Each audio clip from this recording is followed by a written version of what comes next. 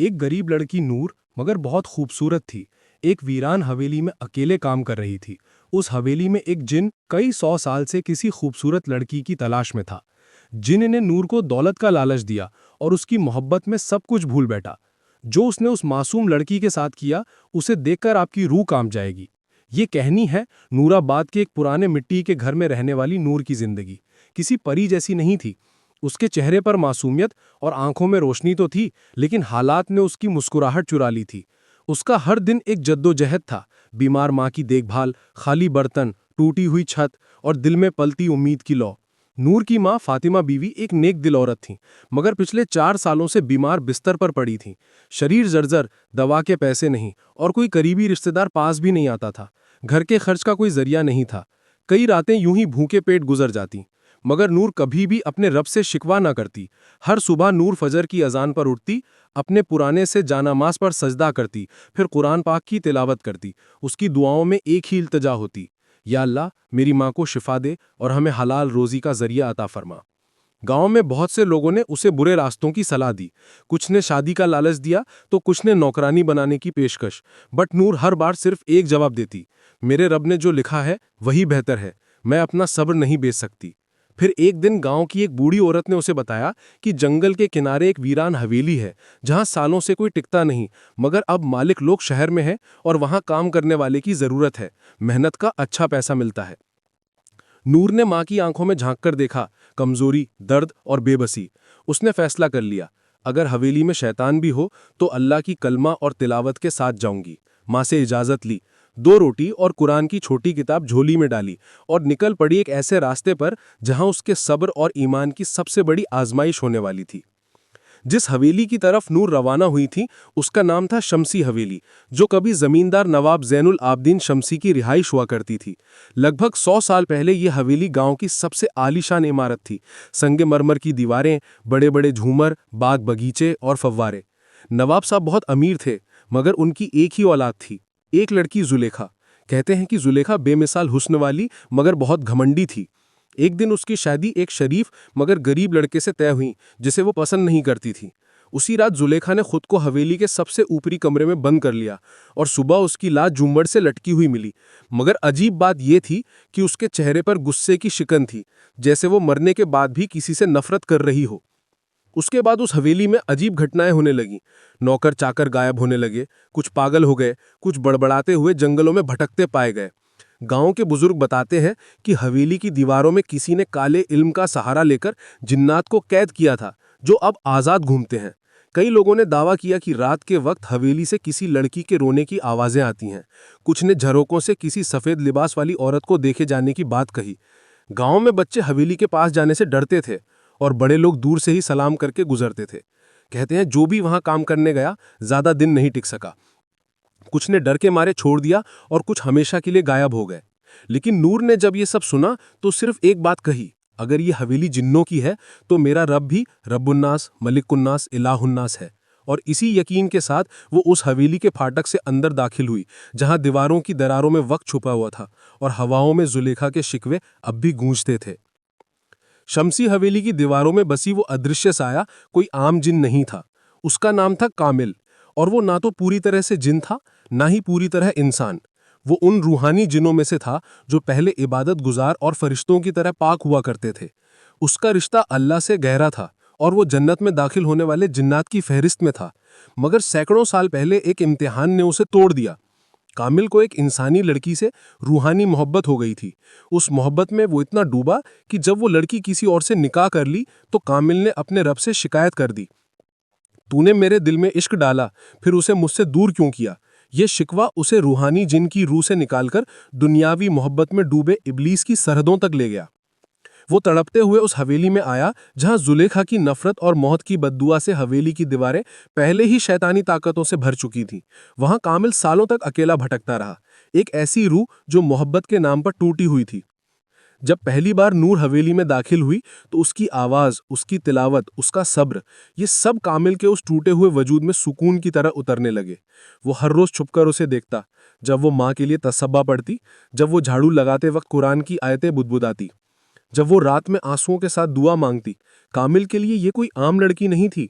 ये मोहब्बत जिस्मानी नहीं थी, बल्कि उसके रूह के उस खाली हिस्से को भर रही थी जो सदियों से तन्हा था। मगर एक जिन का इंसान से इश्क, और वो भी अल्लाह की बंदी से, क्या ये मोहब्बत पाक थी या फिर से गुनाह की शुरुआत?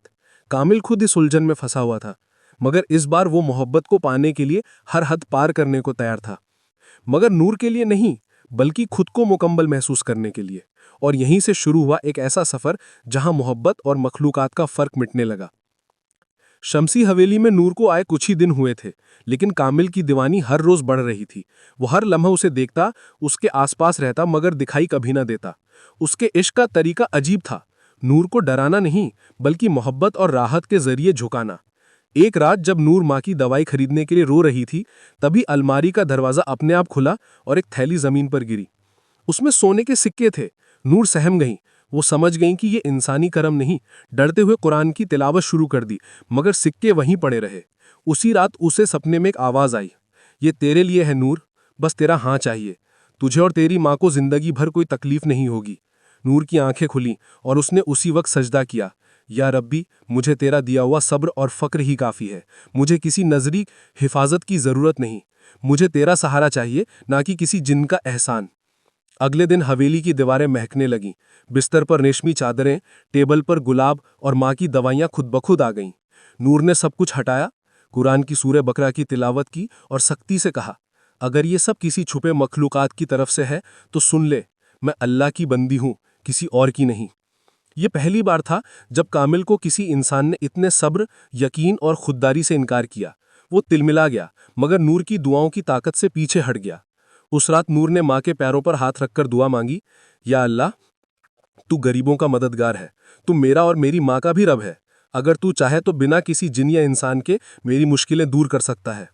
अगली सुबह गांव के एक भले इंसान हाफिज इब्राहिम साहब अचानक हवेली आए और बोले, बेटी, दिल में अजीब खिंचाव महसूस हुआ।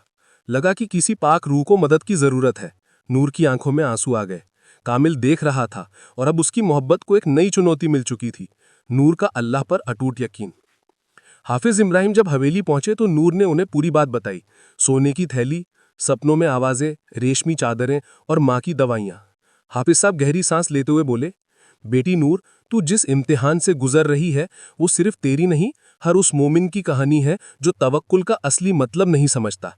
याद रखो, जो अल्लाह पर भरोसा करता है, अल्लाह उसके लिए काफ़ी है। फिर उन्होंने समझाया कि तवक्कुल का मतलब सिर्फ दुआ करना नहीं, बल्कि ये यकीन रखना है कि मदद सिर्फ वहीं से आएगी जहां से कोई देख भी नहीं सकता, सिर्फ अल्लाह की तरफ से। नूर ने आंसू के साथ सिर हिलाया। हाफिज साहब ने उसे शैतानी वसवसे से बचने का तरीका भी बताया। जब भी तुम्हें कोई अनजानी आवाज़ या लालच महसूस हो, औज़ु बिल्लाह मिनश शैतानिर रजीम पढ़ो और सूरह फलक और सूरह नास की तिलावत करो। इन दो सूरों को मौज़तन कहा गया है। यह हर बुराई से पनाह देती हैं। उसने एक छोटी सी तस्बीह नूर को दी और कहा, जब भी तुम्हें डर लगे 33 बार या हफीजो, 33 बार या मुतकब्बिरो पढ़ा करो। अल्लाह की हिफाजत तेरे चारों तरफ ढाल बन जाएगी। नूर ने पूछा, मगर हाफिज साहब, क्या जिन वाकई होते हैं? क्या वो हम इंसानों को नुकसान पहुंचा सकते हैं? हाफिज साहब मुस्कुराए और बोले, हाँ, जिनका वजूद कुरान से साबित है। सूरह अल जिन पूरी की पूरी जिन्नों के बारे में है। नबी पाक ने भी जिन्नों को दावत दी थी और उन्हें कुरान सुनाया था। मगर जो जिन शैतान की राह पर होते हैं वो इंसानों को वसवसे और धोखे से गुमराह करते हैं। फिर उन्होंने हदीस सुनाई, शैतान इंसान की रगों में खून की तरह दौड़ता है, मगर जिक्रुल्लाह उस शैतान को निकाल देता है। उस दिन के बाद नूर ने हवेली के हर कमरे में सूरह बकरा की तिलावत शुरू कर दी। कामिल हर रोज ये सब सुनता, उसका दिल जलता, मगर अजीब तरह से सुकून भी महसूस करता। उसे पहली बार एहसास हुआ कि नूर की मोहब्बत पाने के लिए उसे नूर के रब से टकराना नहीं, बल्कि उसके रब को समझना पड़ेगा। गांव नूराबाद की मस्जिद के पास एक पुराने नीम के पेड़ की छांव में बैठा एक बुजुर्ग अक्सर तस्बीह घुमाता रहता था। उसका नाम था हाफिज इब्राहिम। उम्र 65 साल, मगर आंखों में रोशनी और दिल में वो जज्बा था जो जवानों को भी मात दे दे। गांव में कोई बीमार हो, किसी को फातिहा पढ़वानी हो, किसी के बच्चे की तालीम की बात हो, लोग सबसे पहले हाफिज साहब को याद करते। उनका हर लफ्ज़ कुरान और हदीस से बंधा होता था। उनकी आवाज़ में ऐसी रूहानियत थी कि नूर जैसी बच्चियां उनके सामने बैठकर तिलावत सीखतीं और बूढ़े लोग उनकी दुआओं से राहत पाते। एक रात जब वो तहज्जुद के वक्त नमाज में मशगूल थे, उनके दिल में एक बेचैनी सी हुई, जैसे किसी पाक रूह को मदद चाहिए। उन्होंने उसी वक्त साजो सामान समेटा, कुरान पाक और रूहानी किताबें उठाईं और हवेली की तरफ रवाना हो गए। नूर उन्हें देखकर चौंकी। जब उसने अपनी हालत बयान की तो हाफिज साहब ने उसके सर पर हाथ रखते हुए कहा, बेटी तू मोहब्बत और शैतान के वसवसों के बीच फंसी है, मगर याद रख अल्लाह की रजा से बढ़कर कुछ नहीं। उन्होंने हवेली के हर कमरे में सूरे बकरा, आयतल कुर्सी और सूरे जिन की तिलावत शुरू कर दी। हाफिज साहब ने एक पाक पानी से भरी शीशी दी जिस पर उन्होंने 41 बार सूरे फातिहा और सूरे इखलास पढ़ी थी। उन्होंने कहा, इस पानी को हर कमरे में छिड़क देना और रात में सूरे नास, सूरे फलक और आयतल कुर्सी जरूर पढ़ना, ये जिन की आग को ठंडा करती है। कामिल जो दीवारों के पीछे से सब देख रहा था, पहली बार खुद को कमजोर और डगमगाता हुआ महसूस करने लगा। उसके लिए ये सिर्फ एक हाफिज नहीं बल्कि एक रूहानी योद्धा था जो सिर्फ अल्फाज नहीं कलामुल्लाह की रोशनी से लड़ रहा था। हाफिज इब्राहिम अब नूर की निगरानी में थे। वो उसे सिर्फ जिन से नहीं बल्कि हर उस रास्ते से बचाना चाहते थे जो उसे अल्लाह से दूर कर सकता था। उन्होंने कहा, नूर तुझे सिर्फ जिन से नहीं अपने ही नफ्स से भी लड़ना है। मोहब्बत की आग तभी रोशनी बनती है